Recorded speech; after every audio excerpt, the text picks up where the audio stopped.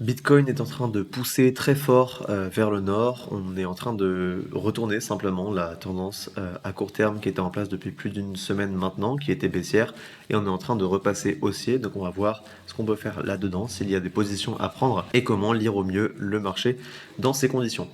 Avant ça, moi je vais vous montrer ce que j'ai fait de mon côté. Donc j'ai tenté un short sur Bitcoin qui s'est avéré être une perte. Simplement, j'ai suivi la tendance du coup qui était baissière juste ici, qu'on avait mis en évidence dans la vidéo d'hier. Et j'ai simplement pris la zone de rechargement de short ici, qui était en confluence avec une zone d'IFVG juste là, et j'ai shorté cette zone-là. Malheureusement, c'est sur ce mouvement-là qu'on s'est retourné et qu'on a retourné la tendance. Donc moi, ce trade rentrait parfaitement dans mon plan, donc aucun regret là-dessus. J'ai risqué 2%. Et j'aurais pris ce trade dans tous les cas de marché possibles. Donc maintenant que ce scénario baissier a été invalidé, on peut nettoyer toute cette partie de la charte et s'intéresser à ce qu'on avait vu hier. On va même aller en 4 heures. Donc hier, je vous avais expliqué qu'on était toujours dans cette tendance haussière à moyen terme en 4 heures. Donc on fait toujours des plus hauts et des plus bas de plus en plus haut, comme ceci. Hop, on peut prendre celui-ci, celui-ci et celui-ci. Et simplement, cette tendance a été initiée par cette inversion de structure. On peut regarder à plus court terme ici également cette inversion de structure haussière, mais globalement on a eu un retournement haussier ici qui nous a enclenché cette tendance. Cette tendance est toujours intacte tant qu'on ne perd pas le dernier plus bas. Donc tant qu'on fait des plus bas de plus en plus haut, simplement la tendance reste intacte. Le plus bas en question, c'est celui-ci. Et donc, hier, on avait vu que tant qu'on ne perdait pas ce niveau-là des 73 700 $, on restait dans cette tendance 4 heures qui était haussière. C'est simplement ce qu'on est venu faire actuellement. Donc on a tracé un Fibo sur ce mouvement-là, qui nous donne cette zone-là, qui est la zone de rechargement de longue. Et donc, le prix est parfaitement venu dans cette zone et a continué par le haut. Moi, ce qui m'empêchait de long sur ces niveaux-là, c'était simplement qu'on n'était pas venu nettoyer ce plus bas. Enfin, ces deux plus bas. Et donc, ça nous faisait une poche de liquidité sur ces niveaux, ce qui m'empêchait d'aller long là-dedans. En plus, on avait cette zone de fairway gap en 4 heures, donc j'ai essayé de shorter et qui pouvait nous faire résistance. On est venu clôturer au-dessus et on a même fait mieux, on a fait une inversion de structure en 4 heures qui nous dit simplement bah moi je suis la tendance 4 heures et je suis toujours haussier jusqu'à preuve du contraire et ma target c'est d'aller faire des nouveaux plus hauts à 79 400 $. Et cette inversion de structure nous confirme tout ça. C'est-à-dire que comme je vous ai dit, à plus court terme ici on était dans une tendance baissière. Donc on fait toujours des plus hauts de plus en plus bas. Et simplement là-dedans on a retourné cette tendance. On est venu prendre le dernier plus bas, donc on a enfoncé ce plus bas. Le plus haut qui a engendré la cassure de ce plus bas, c'est celui-ci. Donc simplement, si on repasse au-dessus de ce plus haut, eh bien on repasse haussier sur cette time frame. C'est ce qui est en train de se passer. On a eu déjà de la clôture en 1 heure, en 4 heures on l'a pas eu encore, elle a lieu dans 1h30 à l'heure où je tourne cette vidéo, donc à 18h. Moi je pourrais m'attendre éventuellement à un petit retracement pour rentrer en position.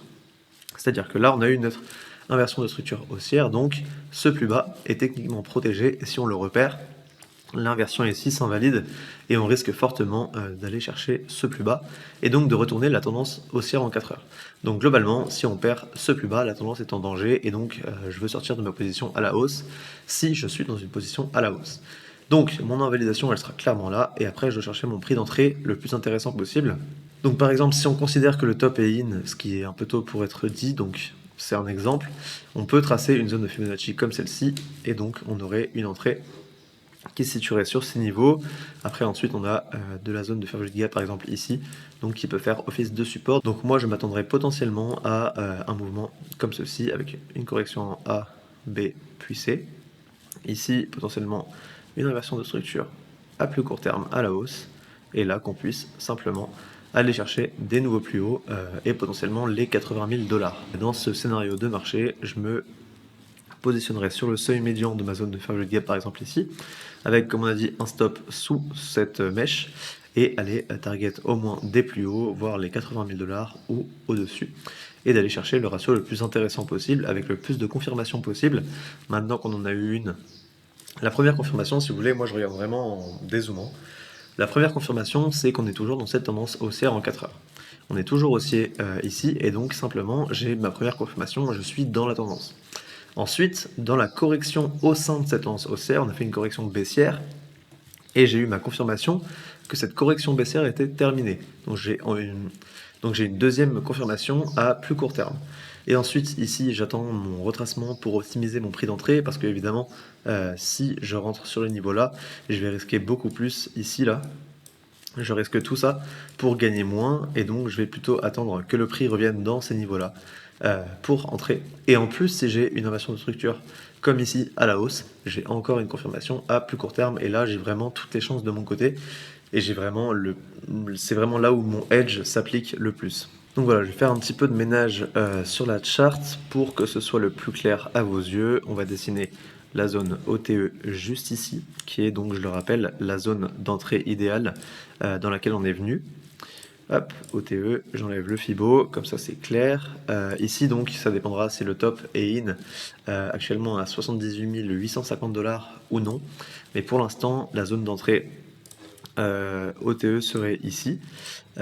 Et on a une zone de favorite gap en 1 heure qui est juste là. Tac. Donc moi, je vais chercher de la confluence dans toutes ces zones-là. Je vais enlever mes petits traits juste là. Comme ça, c'est le plus évident pour vous. Donc voilà, moi c'est vraiment ce que je vais surveiller. Maintenant, on va avoir un week-end, donc on peut s'attendre à beaucoup de stagnation au niveau du prix. Juste là, si je me mets en 1 heure, ici on risque de passer un week-end un petit peu ennuyant, juste là, et ensuite d'avoir potentiellement notre retracement à la baisse pour aller chercher des niveaux plus intéressants. Je répète, l'invalidation c'est vraiment ce plus bas. Pour moi, si on perd ce niveau, on ira plus bas sur Bitcoin et l'ensemble du marché crypto. J'ai pas beaucoup plus de choses à dire pour aujourd'hui.